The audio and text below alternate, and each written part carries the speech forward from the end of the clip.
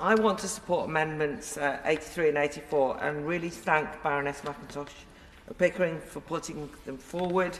And I don't know if she'll be grateful or not, but I'm grateful to the Baroness Lister.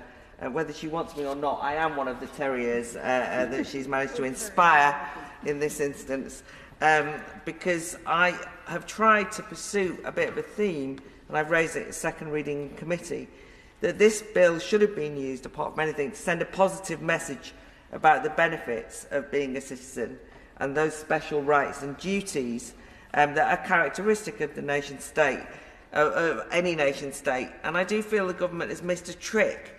But it seems to me that these self-described modest amendments could punch above their weight by, on the one hand, removing entirely unnecessary barriers to citizenship, but also, in a way, making a positive case that we care about citizenship by doing so.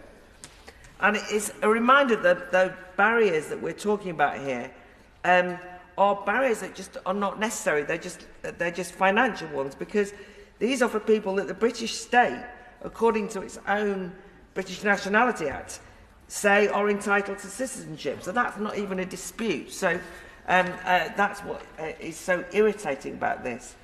The fees are undoubtedly causing people problems, putting people off from realising their citizenship rights. We've already heard the details of it.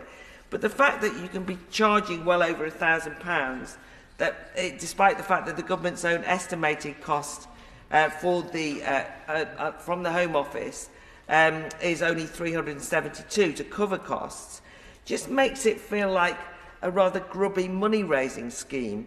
And I do think that the amendment rightly tackles that you should restrict any fee to just cover the real costs, because I do worry that what it sends a message is that citizenship is being cheapened morally by being charged too much financially.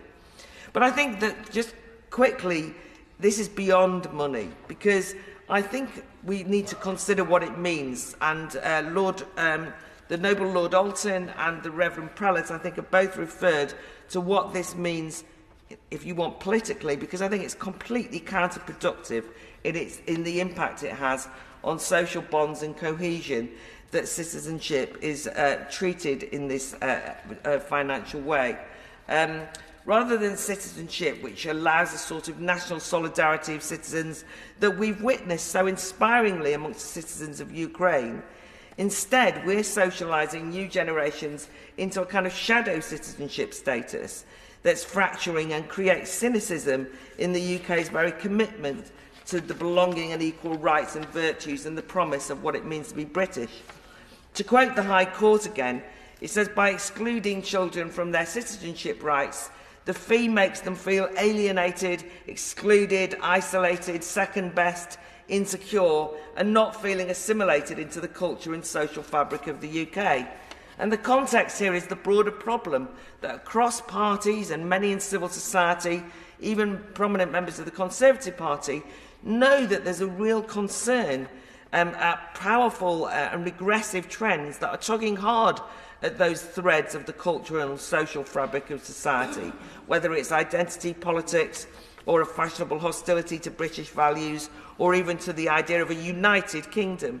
So why would the government add to that fragmentary trend by unnecessarily undermining the integration of all these citizens into the nation state?